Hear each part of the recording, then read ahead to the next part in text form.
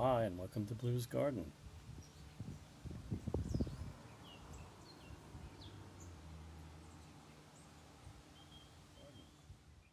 I am going to spend some time dealing with garlic scapes, with thinning my beets. I am picking some of my first zucchini, and a bunch of weeding, a little more of my um, Florida weave. Got to get done, and more. I'm going to give you a little quick tour of the garden as well. So thanks for watching. Take a look. Oh, couple of other little treats around town. We celebrated a birthday, not mine, Mrs. Blue's Garden. We celebrated a birthday in Provincetown, and we bumped into a little tiny car show for antique cars. So let's take a look at the week at Blue's Garden.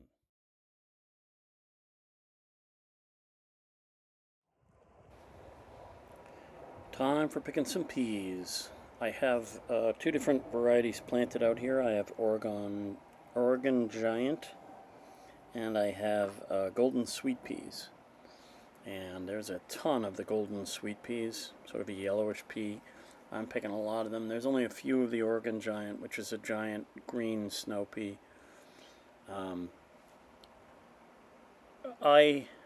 My problem is I really like the sweet peas, the snow peas, I mean, and I eat them half the time when I walk by as I'm working in the garden. So I don't often get a lot of them to get back into the house because I eat them while I'm outside.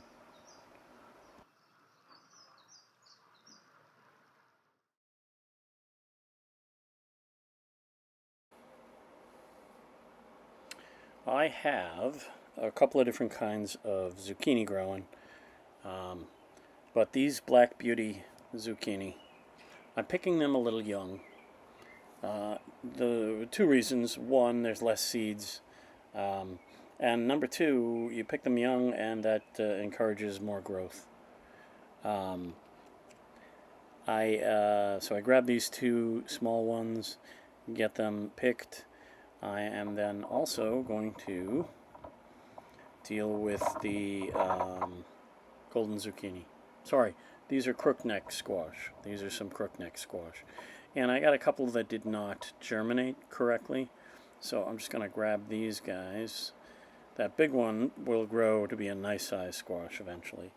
But these two little guys here, just going to grab those and toss them into the compost. They did not actually pollinate correctly, the flowers. So you ended up with just unpollinated little ones. More of the zucchini and the Black Beauty zucchini. Eggplant. There's my little eggplant. So a few inches long, maybe 5-6 centimeters. And looking at this set of tomatoes, these are Black Roma.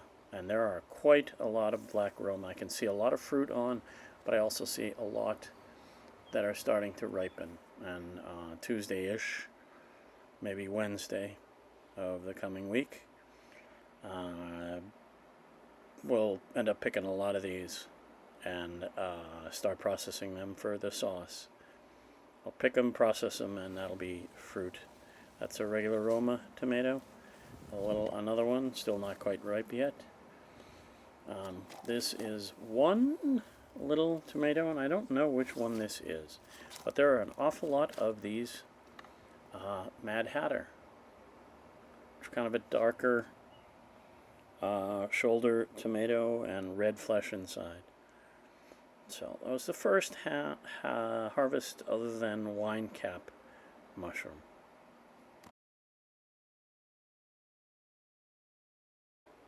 When I planted my beets, I overseeded. So first thing I'm doing now is I am pulling a lot of the beet greens out and thinning so that I have room between each of the beets for them to size up. This leaves me with a lot of beet greens that I will use for fresh beet green salad.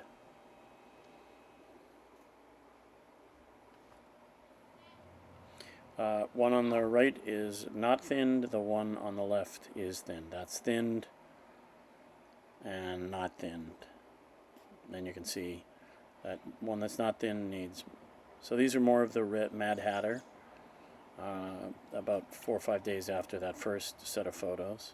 A lot of fruit coming in, as you can see. A lot of fruit coming in.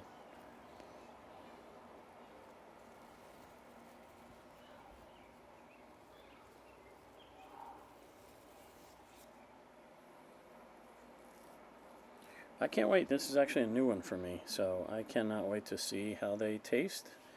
And they seem prolific. That's one of the aromas. Those are some more of the Roma tomato. These are the black Roma.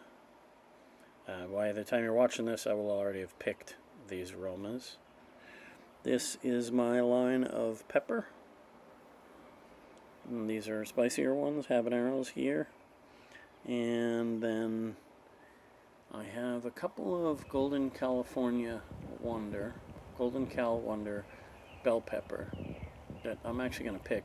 One of them has blossom end rot, and so I'm going to pick those and let things flower up. More cherry tomatoes coming in. This is the garlic on the right and onions on the left. And there are the peas. Inside, these are the these are the onion, Tokyo long white bunching onion with the flowers on them. And if we take a closer look, you can see that I've got, we'll look in a sec. These are the closer look. They are, in fact, I will have, by the time you watch this, I imagine I've already harvested the seeds. Certainly some. Tokyo long white bunching onion. These overwintered. It's a quick walk through some bits of the flower garden. These are the lavender out front. If you've watched any of my videos, you've seen me do lavender lemon jelly. Some hosta. These are one of 4 different hydrangea. And then I have this one is a different variety. I can't remember what, but it is a much deeper purple hydrangea. And then I also have a lace cap, which I didn't see. This is me. I have a big batch of coffee grounds that I got from a local brewer, a local coffee shop.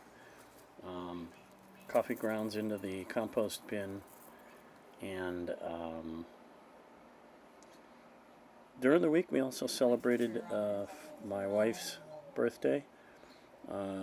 Tucker never wanted to be left out, wants to join in.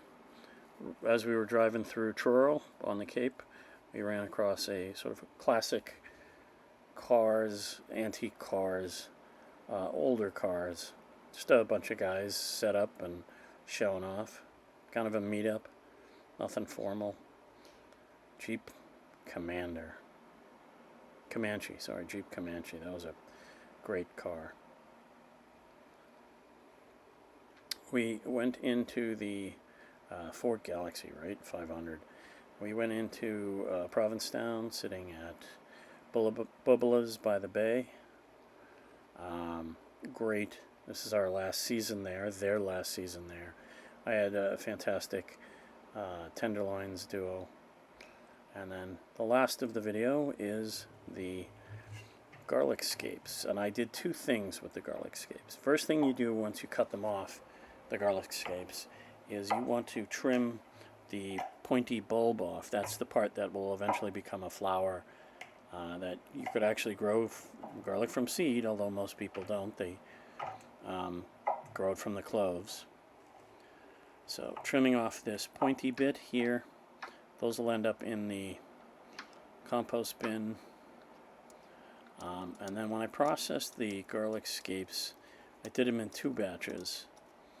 First obviously cut all these little pointy bits off the tip of the garlic scapes, and then anything that I chopped up into very fine, smaller pieces, I dehydrated and make a garlic powder. And then these bits that are about 1 to 2 inches long, I actually add some lemon juice and some salt and pepper, and some Parmesan. Process it in the food processor. Make garlic scape pesto. Freeze them in little cubes so I can take them out. Those are the little bits for dehydrating, and then the slightly larger bits, these are the bits for dehydrating, the little ones, and the larger ones ended up, although there's some in there mixed, but larger ones ended up in the garlic scape pesto. I did them about 14 hours at about 140, and then halfway through 130 for dehydrating, and then in the food processor and grind it up into a powder, like a coffee mill to grind it up into a powder. That's the garlic scape powder that I use for cooking in the wintertime. Here's a look-see overview of the garden as of about the 15th, 18th or so of June. If you've made it this far, thank you very much for watching. It's not easy these days to do content other than short form, 1 minute shorts.